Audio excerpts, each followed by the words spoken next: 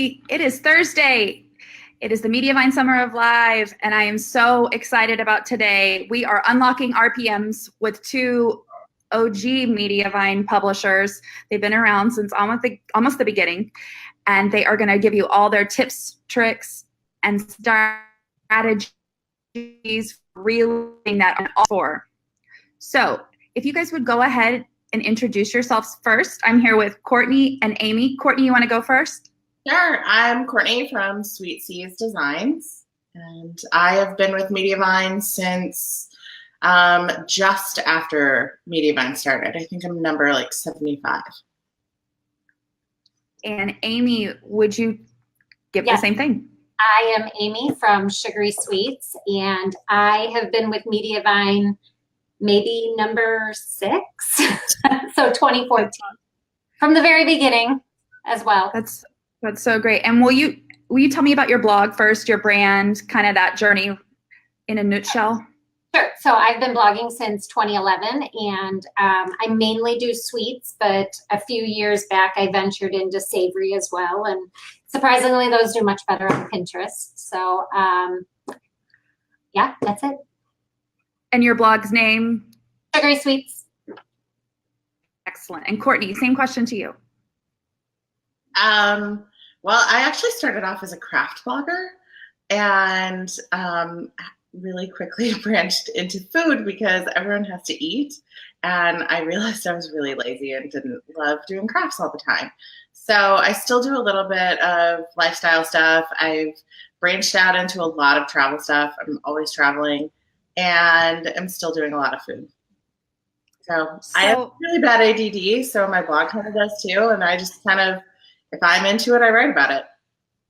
I really love that. And so since I have you guys captive for an hour, we're going to talk about RPM, but other things. So I just want to branch out. Courtney, some people say you have to niche, and you just said you don't niche at all. So tell me how that works and what you would say to someone who said, you can't niche and be successful.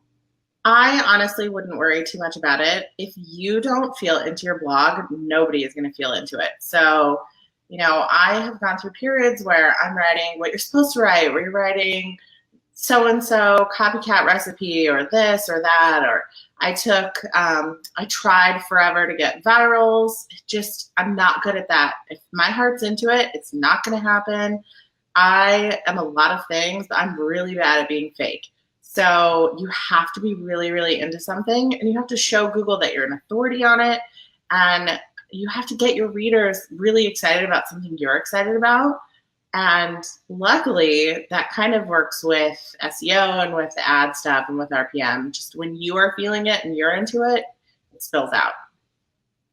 And Amy, same to you. Was it hard to start savory with a blog called Sugary Sweets? No, because everybody eats dinner, including my family. So when I first started my blog, I was very into making the next over-the-top dessert.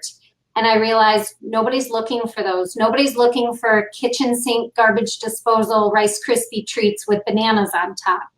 So I started to make those classic recipes that people do want, like chicken tetrazzini and the perfect Rice Krispie treat. So branching out into the classic recipes and into what my family eats is what's been successful for my blog. I love just being true to yourself as kind of an anthem. And we've talked about this through a shared doc using Google's. And I know that that's kind of your theme, and both of you with your advice. And I love that. So just to let everyone know that's watching, hello. And I'm here with Courtney and Amy. We're talking about unlocking RPM. If you guys have questions for us as we go through, please just comment and we will talk about what you want to know.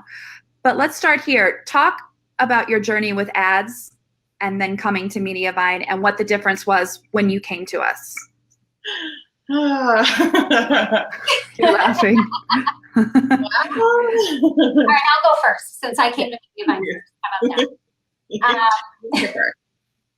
So I originally, everybody starts with Google AdSense and obviously making a few pennies with that. And after my first year, I bought a car, and my goal was I'm going to make the car payment for our family with my blog. And I did.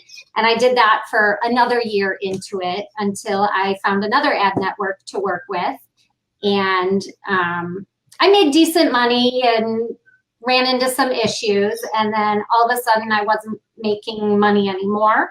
And I begged and begged and begged Amber to help me, because people at that time were waterfalling ads, and my husband would try, but he was busy with his own job. So Amber's like, stay tight, stay tuned. We're going to help you. I have a plan. And that's when I heard about Mediavine coming alive. And what was the difference when you came to us? Oh, gosh. Well, I make money now. I get more than just the car payment. So, yeah, I mean, quadruple times 4. Whatever 16 times is. A lot. That's great. A lot more. Yeah. Ms. Odell. I started doing the waterfall stuff with AdSense, and I was making pennies. I was like celebrating every month if I hit the threshold for payout. So it was a big day. I mean, honestly, I was blogging for things like diapers at the time. I had babies. I was like, yay, I can pay for formula this month without my husband. So it was just a hobby. Didn't really think much of it. And I actually was an original blogger for a different ad network. And I was one of their OGs. And that was great. And I just had some problems with my site. And at the time, Amy was like, hey, Amber's starting up this new thing. You need to get on the wait list. And Amy kind of got me in the front door. So I was really lucky to have a friend sort of force me into it, because I didn't realize some of the problems that my site had and how much more I could be getting out of my site until she kind of woke me up and said, Courtney, be smart about this. So luckily I had someone kind of beat me over the head and show me that I could make a lot more with the blog I already had. Yeah. So what are some of those problems that you got fixed when you came here? Well, I don't want to get too into it because it was a really weird issue and there's a lot of controversy surrounding it, but my last company had too many ads firing on a page. I got dropped from Google search results. When you get dropped from Google search, you are dropped from Pinterest results. So my blog went from well over 1 million to like 300,000 overnight. And it has taken me, since I've been with Mediavine, to get close to where I used to be. So, but happily, since switching to Mediavine, I didn't really care about numbers because I'm making so much more than I ever was. And it's really given me the time and freedom to build my blog in an organic way that keeps it going forward. So I've been able to invest in my site. I've been able to hire on people. I've been able to do things like hire video editors and people that do videos for me, or really good tech work and site speed audits and things like that that have just really taken my blog to the next level. Yeah, I love both of your sites a lot, and I scroll both of them on the weekend. I'm a notorious insomniac, and I like to look at food when I can't sleep. So I look at your food porn when I can't sleep. So thanks for that. So let's jump in with our headline. How did you guys start on the journey of maximizing RPMs? Because it's not something most people wake up, they think I want to make money, but you guys have a scientific step-by-step. So how did all that start? So for me, I kind of fell into it. I didn't realize my RPMs were as high as they were, or that they were growing to maximum potential, I guess you could say. I was more focused on optimizing my site for site speed and making my content longer, because I had read Google wanted 300 words and then they wanted 600 words. So I was trying to make my content longer, adding bigger fonts. I started putting more photos in my blog posts. I originally used to only do like 2, maybe 3, and I upped it to 4 to 5 photos.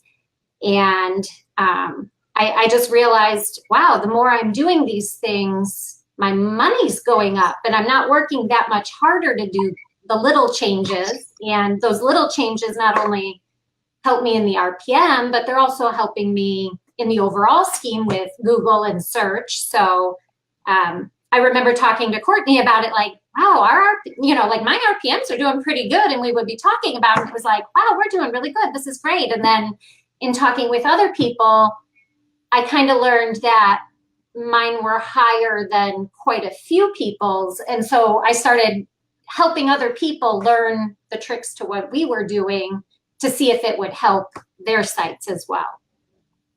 And it did. And that's really important. The more that we have helped other people get higher RPMs, the more our RPMs have gone up. Because the stronger we make our network, and just blogging as an industry-wide, the more money that everyone else makes in blogging, the more money I make, because it's showing advertisers that we are worth it, that we are a legitimate business, that we are a strong industry, that today and digital is where you should invest, and all of these things. So helping other people has actually really helped us a lot too. Yeah. You guys are so like the epitome of what Mediavine is, because we always talk about high ties raise all ship, and that's our motto. And we want to get back to the community that built us and strengthen and empower everyone. And you guys going grassroots and helping people earn their livings is really incredible. So we had a couple of questions. Lillian wanted to know what RPM is. And we've got Monique wanting to know what a waterfall is. And Susanna is sharing blog posts to help them with that. So we can talk a little bit more about the nitty gritty of what we're talking about. So you guys talked a lot about testing and testing different ways. You don't need to know waterfall. We are so far beyond that. We don't want to know. I had Phil on here. So go back and look at that one. He knows what a waterfall is. He knows all about that. The old outdated ad that we used to use that would make us like maybe $50 a month. I feel like don't go chasing them is probably a good yeah, a little TLC. Dating myself there. Okay, so you guys talked a lot about testing different methods. How do you go about testing ways to raise your RPM? Well, I think we like to tweak a lot of stuff on our sites. I know a lot of people who are really afraid of change, and Amy and I are probably overzealous in that area. We're like, oh, who cares about this? We'll just try it. And sometimes that has hurt us, but most of the time we're really willing to make changes and track what we're doing and sit down and look at our analytics and say, hey, not only did my money go up, but my SEO went up, or this went up, or, ooh, this was probably not a good change because this went down. And we kind of have a little group of people that we bounce ideas off of. Both of us try to be really, really, really open with our very small set of people. Like, this is so terrible, but I will often screenshot my analytics and my Mediavine dashboard and compare them with Amy's, because we have pretty similar traffic. We have pretty similar RPM, and I'll be like, hey, I tried this new thing today and look at what it did. And she'll try it, and if it works on hers and it worked on mine, then we'll go to another friend and say, ooh, guys, we found this really cool tip. Why don't you try this? And that has helped us so, so much. I'm going to cut it. Then we also say, do this. That's the best way to learn sometimes, unfortunately, is to fall flat on your face and say, well, that's not it. Right. So I was going to say, what are the things that you are changing? When you say you guys are changeaholics, what are the changes you're making? So like format to our posts, the way we're wording things, the way we are going after keywords. We will, like, the blurbs we write for our posts, the plugins that we use, just lots of literally anything on our site. We will share, hey, I tried writing a 2-sentence summary at the top versus a 1-sentence, or I tried doing this picture order or this pin shape or this or this. And also, we use what Mediavine provides. We change up the ad frequency and the type of ads we run. And we bounce those ideas off of each other too. Like, oh, I just bumped it up to high frequency and my numbers went way down, or vice versa. Maybe they went way up. So we share those with each other as well. Like Amy's site works better when she's at normal frequency. And when I went to normal, it tanked it. Mine works better at high frequency. So it depends. And we look at our percentages. We'll compare over a couple days, give it a couple days adjustment, and we just know what to question in our sites to kind of help each other go up more. And tell me about how you test. How do you test? It's strategic and pretty, I mean, you guys are thorough as heck. I mean, we'll screenshot a lot of times like where we start, or you can make an event in analytics. I am way too much of a spaz to remember to do that well, so I'll just dive in through my analytics. I like to set time frames, so I'll remember I did this on this day, and often I'll message her and be like, hey, I'm trying this. I'll let you know how it goes. And then I kind of have a paper record. Should be more organized and like have it in an actual file, but sometimes if it's just in a message, it's better than nothing. And then I'll go and revisit that in a day. Hey, I did X, Y, and Z and it helped. And I'll break down my analytics to that period. I'll adjust in the Mediavine dashboard and say, just show me the results for the last 3 days. This is the day before I made the change. This is the day after I made the change. What's different? What can I figure out has changed? Is it going up? Is it going down? Can we really tell? And we just play with our data to see if we can find patterns. Mm-hmm. Becca Ludlam just asked, how long do you guys test for before you call it a win or a loss? 1 day, 1 week. It really depends on how antsy we are. And it depends on what I'm testing. So for instance, a lot of times I test my sticky video because that's a big money maker, is running that sticky video. And so a lot of times I will, let's say, I think right now I have my iced oatmeal cookies as my sticky video. So that's the one that'll play as the backup on posts that don't have a video. And so I write down my impressions every day on how many impressions did that video get. And if it starts to tank below a number that I create in my head, then I will change out the video. Or if, let's say, the CPM on that video goes down below a number in my head, then I will change the video around. Or I'll change the video if the season is different. Sometimes I put one on and the next day it's already not doing well. I'll change it immediately. So kind of, if you don't like your out from the video, right. Your If it doesn't match what I'm wearing, then I change the video. If my nails are a different color in the video than what they are now, I might change.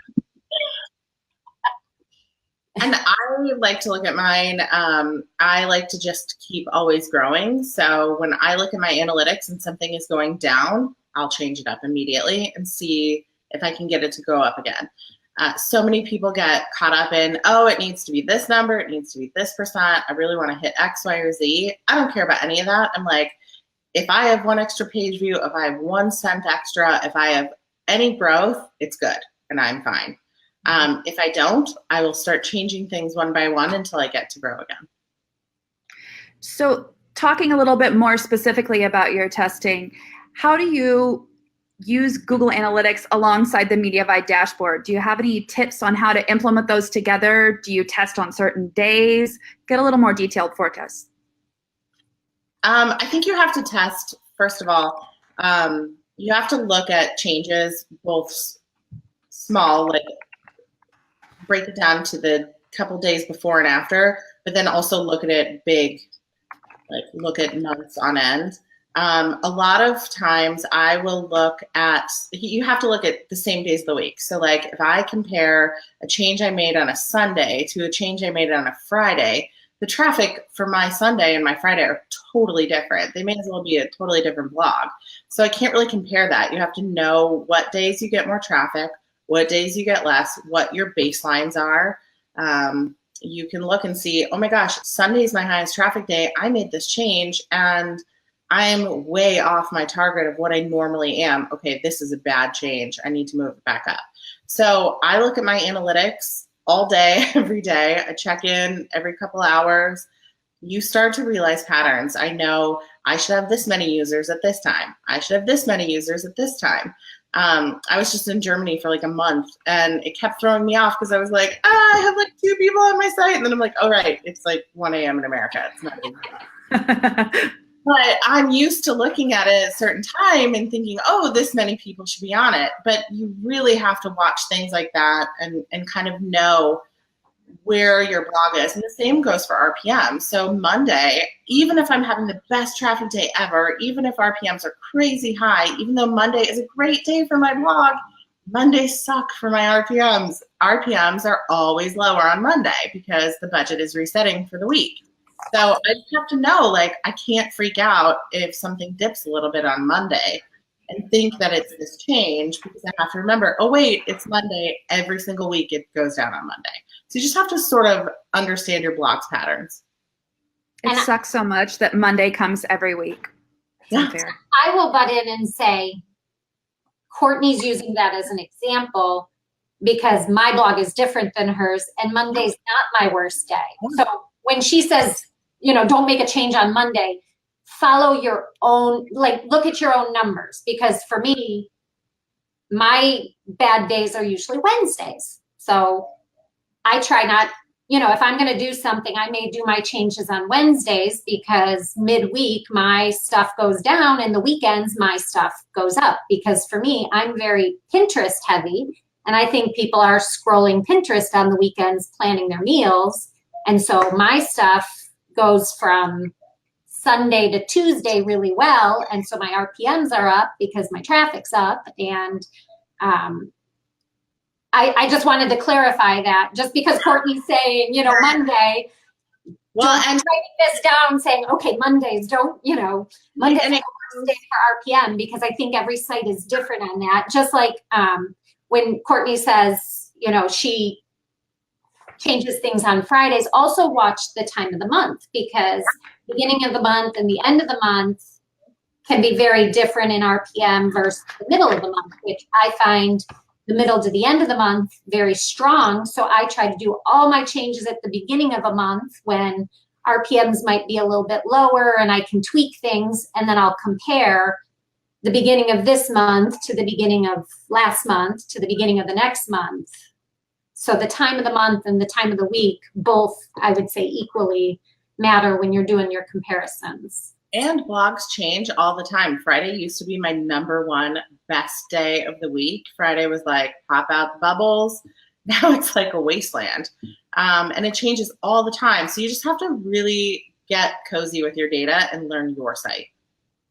And you guys were mentioning day of the week plus time of the month. It's also season. Quarter. So, right, exactly. So I think, can we post the ad revenue by the seasons blog post by Brad Brad? That's really helpful in explaining the seasonality of ad dollars. But that's not always true for a health and fitness blogger. Q1 is great. Right. So it all depends. Like my Q1 is always huge, even though my RPMs are terrible. And I'm like, and my Q1 is the... Well, that's better. You're, I'm not making any money off my good traffic. True. So Sherry Smotherton Short, she said, do you think there's a minimum amount of traffic necessary for your results to be statistically, easy for me to say, significant? No. We're both. I mean, I'm not going to say our number, but I'm under 1 million page views. I'm real close, but I'm under 1 million page views. We are not mega bloggers. We do not have millions of page views a month. We actually make a lot more than people I know with like 4 or 5 times page views that we have. You do not have to have crazy high page views. Yeah, it helps because every page view is more money. So the more you have, the more you're going to earn. But earning has nothing to do with the amount of page views you have when you have the type of ads that Mediavine runs. Mm-hmm. Tell me about trying to compare different blogs and different sites apples to apples, because we'll a lot of times have people come and say, this person has a craft site and I have a craft site. Why aren't we making the same amount of money with the same amount of traffic? Well, I mean, every advertiser is different, and advertisers look at our sites. I watched the Phil video religiously, and I wrote down everything. And actually, when we were at Everything Food, poor Phil, I stalked him and I was like, tell me how our ads work. Can you walk me through this? And he's like, you just want to hack it, don't you? I was like, yep. So if advertisers are looking at my site and Amy's site, we have different posts. We write at different times. We post different times. I have more Google traffic. She has really, really dedicated, loyal followers.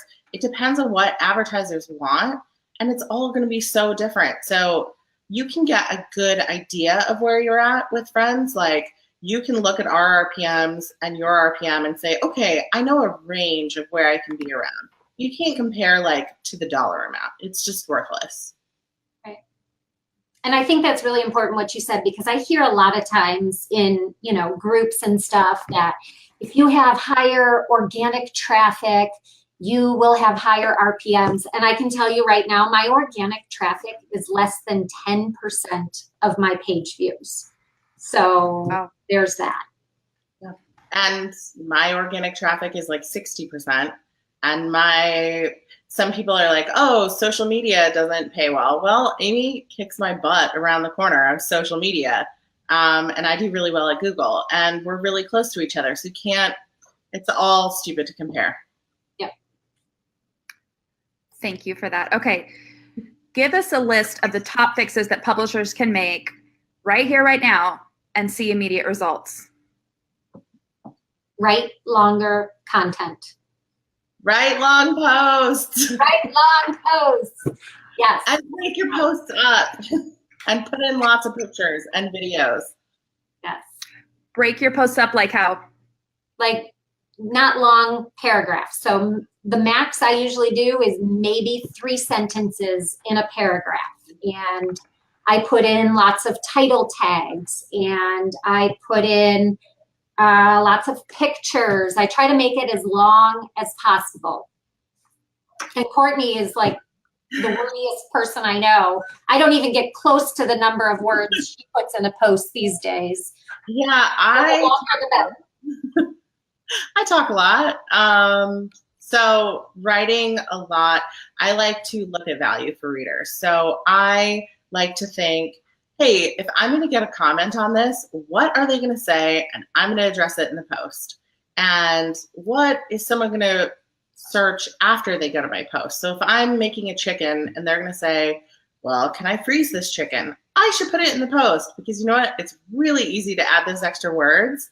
Then I'm going to get the search and ad interest from not only my chicken, but the can I freeze this, or can I do this? If I'm visiting a city, I'm going to look at what other people are doing and write, not only the best restaurant, maybe the best, delivery service, or I try to think of random questions, like I'm talking to my friend and say, oh, this doesn't work if you do this, try this, or here's something that will go along with it. The more length you add to these posts, the better. But the other really easy hack that everyone should go home and do right now is look at your font size and increase your font size. I have a crazy high font size. This is one of the tests that we were doing back and forth. I increased my font size to 15 from 12. 12 was so tiny, I couldn't read it. I was like, look, I'm getting older. Maybe I'm just can't see. Put it up to 15, a huge increase. And I was like, okay, I kind of dig it. I can actually read my own blog now. And then I was like, I wonder what'll happen if I do it to the next one. I bumped it up to 19, which is grandma big. But you know what? My bounce rate fell so much. People are on my site more. So apparently everyone can't see. And my RPM went up like $5 overnight. So jack your font size up now.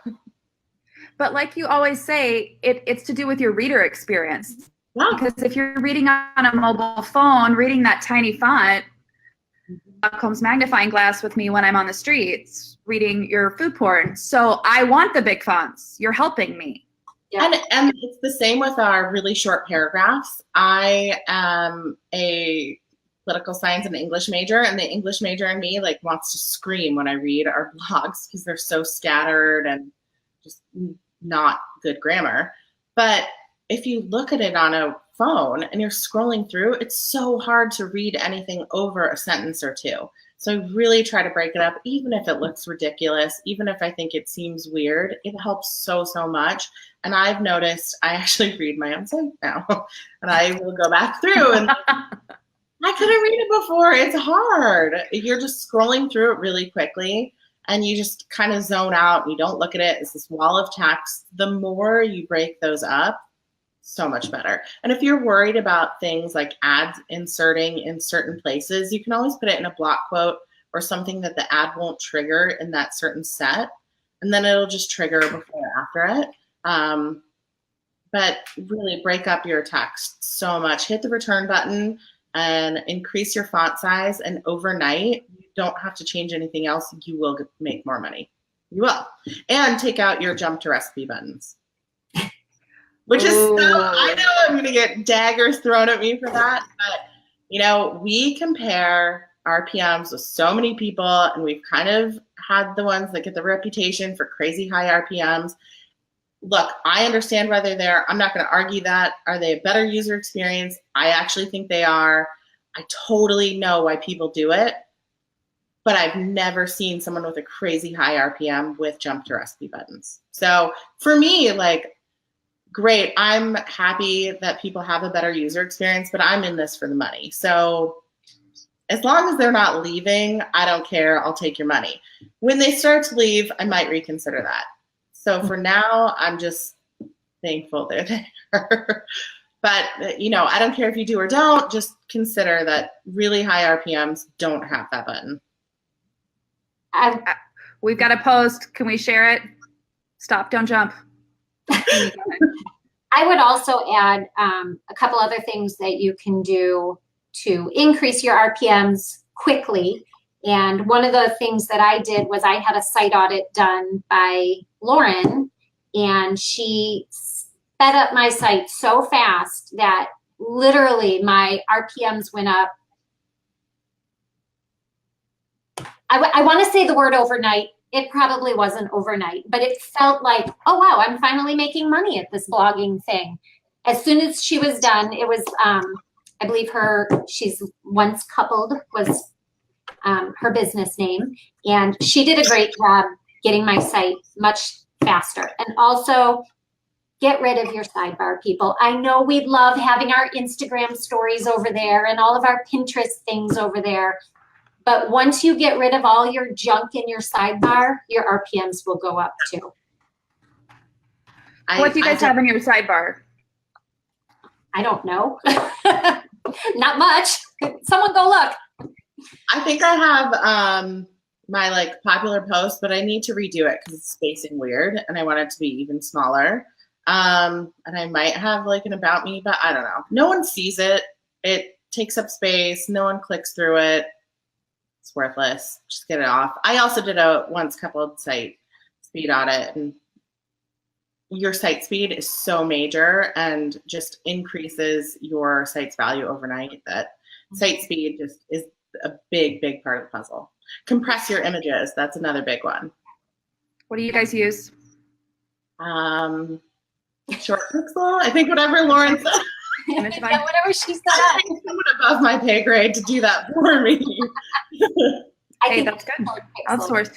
We are getting tons of comments. You have pleased Professor Hochberger. He said he can't press hard enough.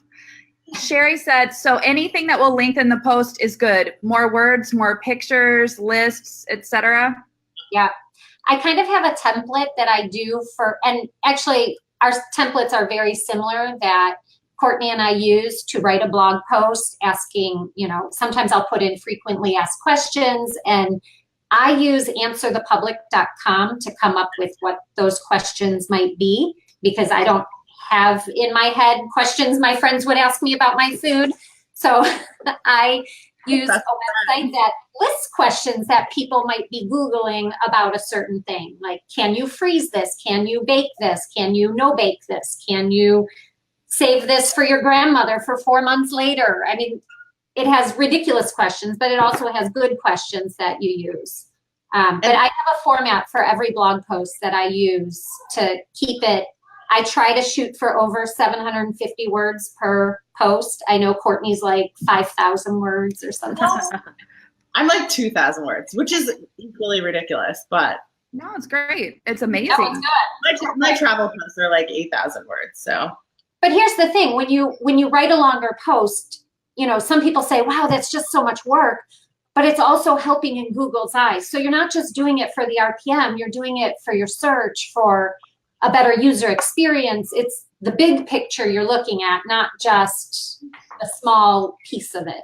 And my 2,000 word post, I could just put up and not Pinterest, Facebook, anything. Now I will, because I want to get the most I can get out of it, but I could just put up my 2,000 word post and get way more visits than I would, 6 really short posts.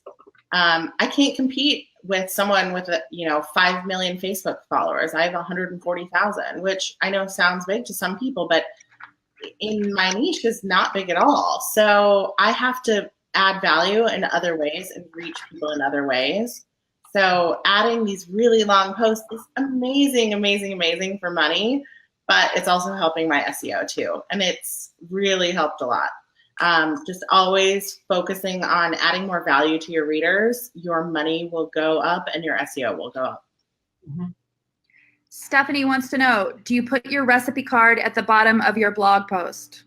Yes. Absolutely. Make them scroll all the way through those ads to get to it.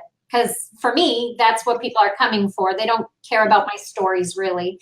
They're coming from Pinterest, so they have to scroll all the way down to get to that recipe.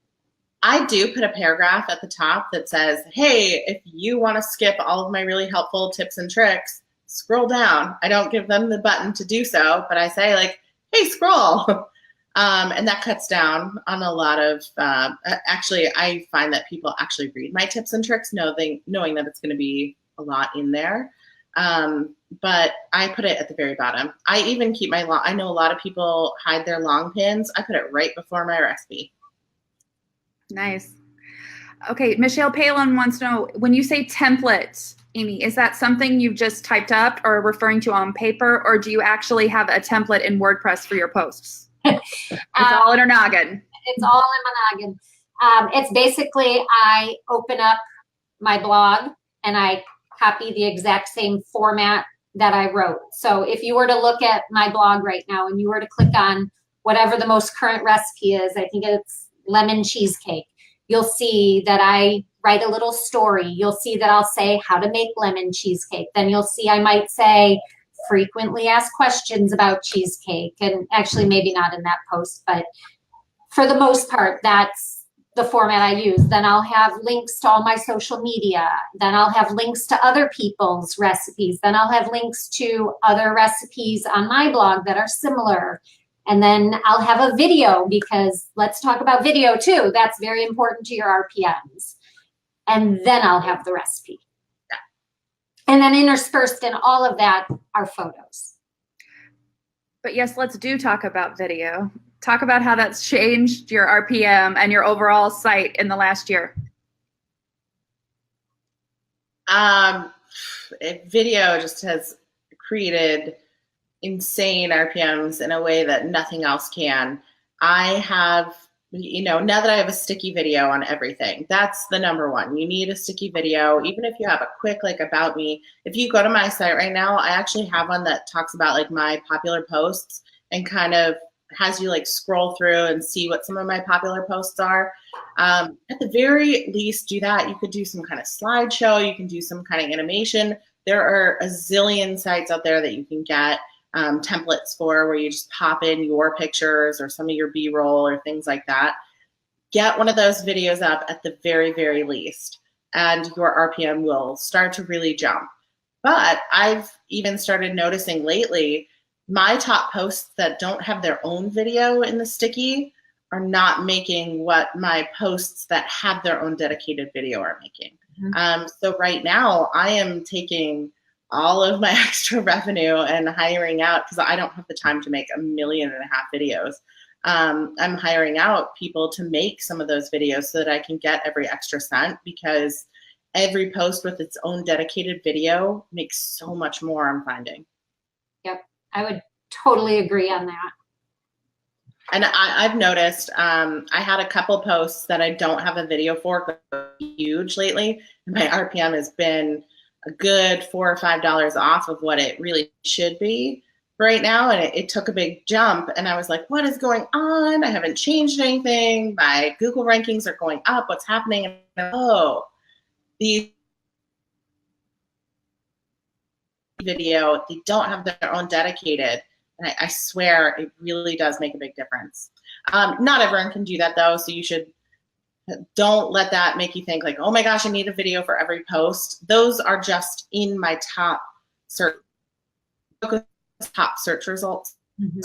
I just kind of got caught off guard and had a couple things go really big that I didn't really plan for. So video huge, and we are working right now in marketing on a video that we're calling video because it's about all of our features, and it gives you a step-by-step on how to implement all of them really simply and get that RPM boosted. That's coming at you very soon, like within a week. So stand by on that. Okay, we have a question from the man himself, Eric Hochberger. What percentage of your content is tips and tricks versus story? I would say for me, my story is just a couple of paragraphs. And as I said before, my paragraphs are 1 to 3 sentences each. So it's not very much of my blog post. Sometimes, depending on the blog post, it might be more. Obviously, if it's a sponsored post, there might be more back end to it. But I would say at least 50 to 75% of the blog post is bulleted, tips and tricks, links to other things, more fluff content. We have a ton of people asking really quickly, how do you find out the RPM for an individual post? How are you tracking that? Or revenue per post? Use Kay's spreadsheet that she dropped in the Mediavine group. If you can find that, it's a bit, and then you can take your data from you guys just made, sorry. We all just looked at our phones. I know. It's from the basement, so children is not murdering the other one. The problem of education.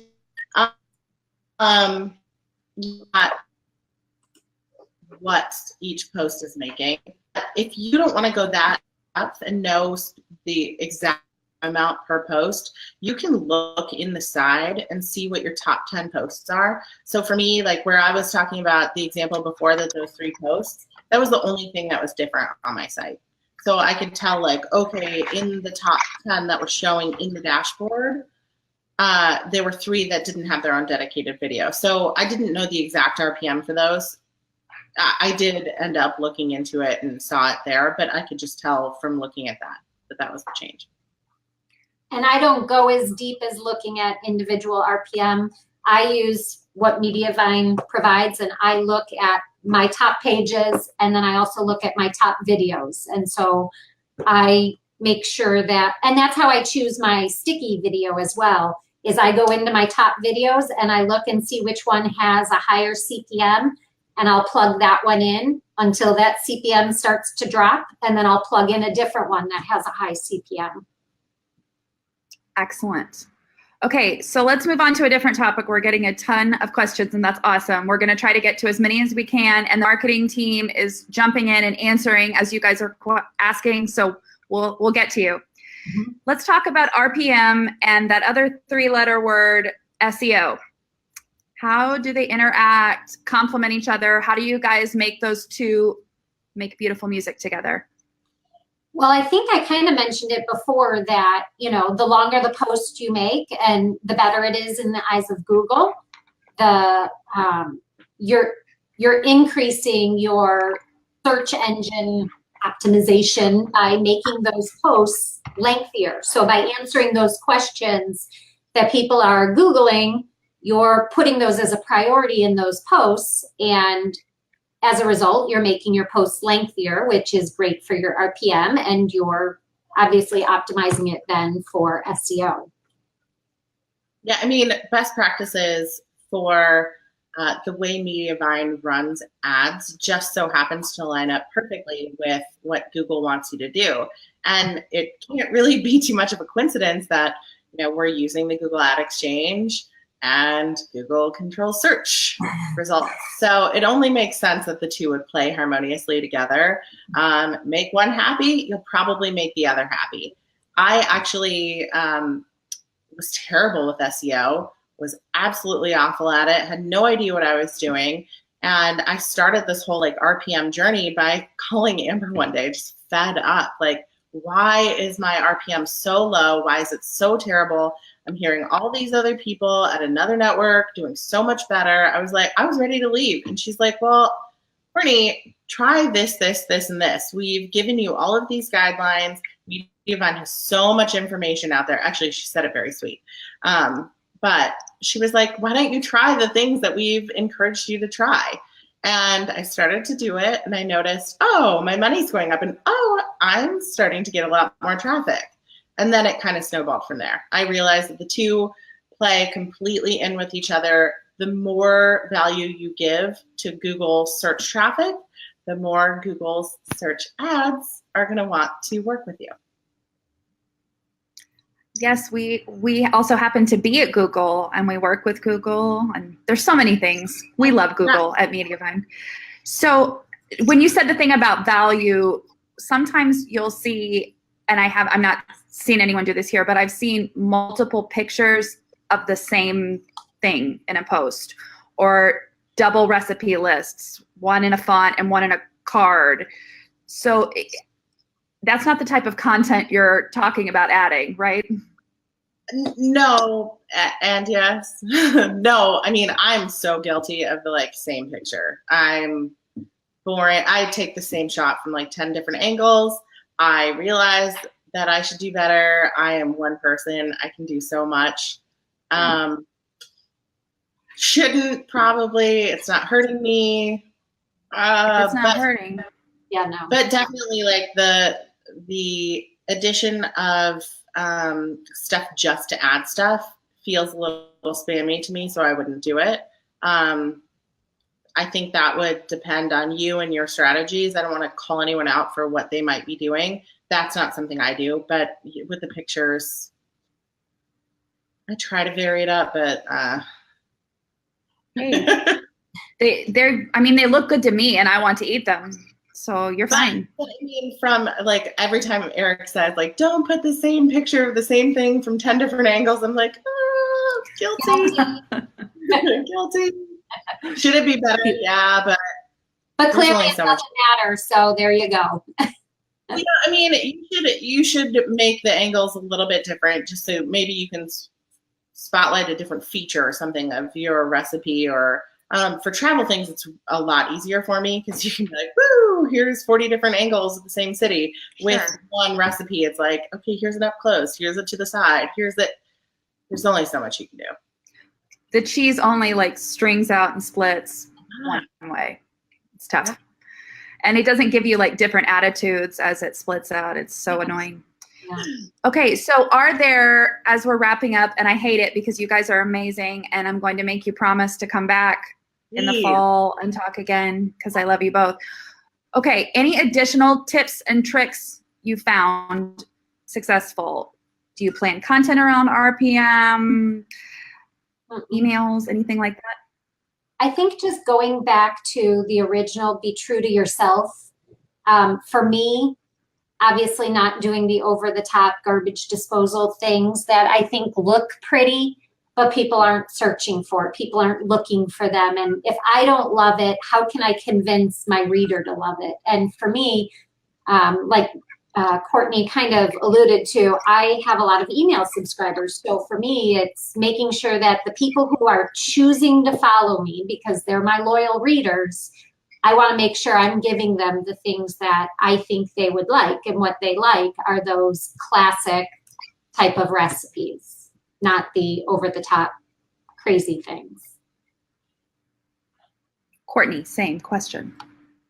For me, I really think the number one thing, and this is so cheesy and I can't even believe I'm going to go here, I think so much of my RPM growth and blog growth has just been giving myself a lot of grace and not freaking out about stuff too much. I think as bloggers, we get so in the weeds about everything. Yes, I'm checking my analytics. I gave myself a heart attack looking at the wrong time of day, but you have to look at it and believe that it's going to happen. You can't say, oh, my blog sucks, my RPM is never going to be good. Because you know what? Your RPM will suck and never be good. You can't say, I'll never have loyal followers. You won't ever have it. You have to put yourself in the mindset of, I rock at this. I'm not there yet, but I will be. You have to really be a little bit more gentle on yourself because it comes out in your writing. You're not going to be into it if you're just chasing something to use a formula because it should work.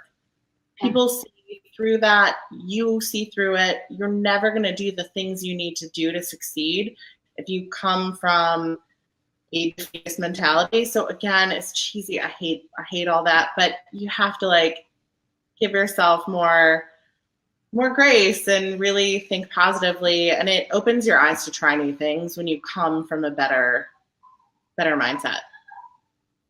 Sorry, I'm hearing kids just like attacking each other in the background. I guess that means that's our cue to go. So we'll do one more thing. Give us your top tip on anything. I'm going to give you guys a second to think about it. And next week, we are talking about traffic growth with Lena of What Mommy Does and Stephanie of Spaceships and Laser Beams. It's going to be awesome. We're very excited about that. We've got a few more weeks of the Summer of Live. Please join us. And I want to thank our amazing RPM aces and Mediavine OGs, Amy Sugarman of Sugary Sweets and Courtney Odell of Sweet Seas.